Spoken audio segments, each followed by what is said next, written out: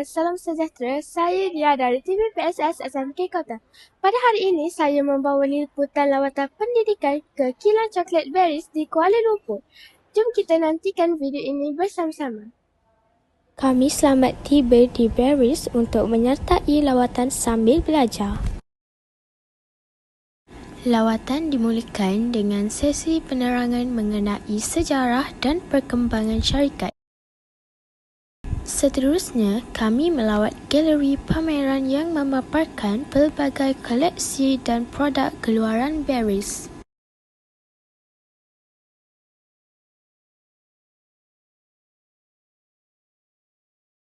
Kami juga diberikan penerangan tentang proses pembuatan coklat Berries. Untuk biji koko, okey, kemanisan isi ni. Jadi isi biji koko kita akan rasa manis. Kalau awak makan isi biji, awak pernah tak akan jadilah. Okey, macam koko minyak tadi, biji koko tadi.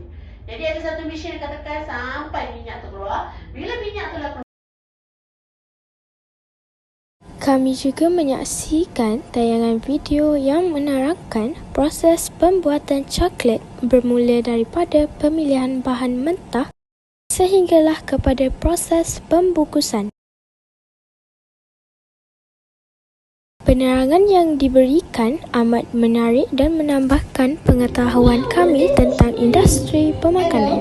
This is our factory where we make our delicious chocolates. But before we go in, we have to make sure that we're not bringing anything from the outside into the factory. You want to know the snacks you eat are 100% safe, right? From our cocoa beans, we can get cocoa mass, cocoa butter, and cocoa powder.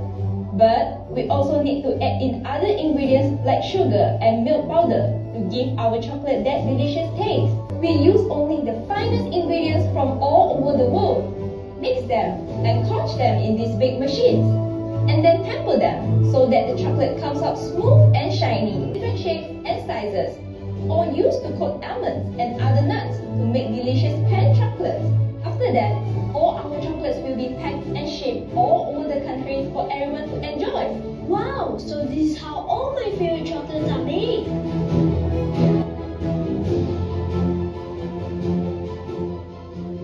But Berries also have cookies and other snacks, right?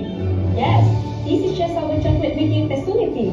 We now have 3 factories that make more than just chocolates. Over the years, we've been coming up with new ways for people to create new sweet memories with their family and friends.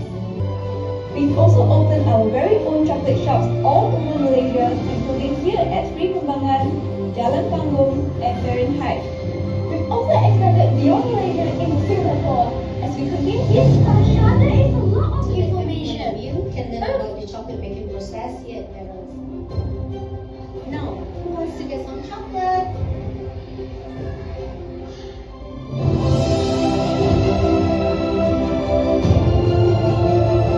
Apakah fokus utama lawatan pada tahun ini? Baik, terlebih dahulu terima kasih kerana menjemput saya untuk temu ramah pada hari ini. Okey, fokus utama lawatan pada tahun ini kita fokus kepada pengurusan pusat sumber, pengawas pusat sumber sekolah, iaitu untuk menimba ilmu berkaitan pencarian, cara-cara pencarian dalam literasi maklumat yang telah dilaksanakan pada program MIFLA yang berlangsung di WTC Kuala Lumpur bersempena dengan pameran buku antarabangsa Kuala Lumpur. Soalan yang seterusnya, apakah harapan Puan untuk program lawatan seperti ini pada masa yang akan datang?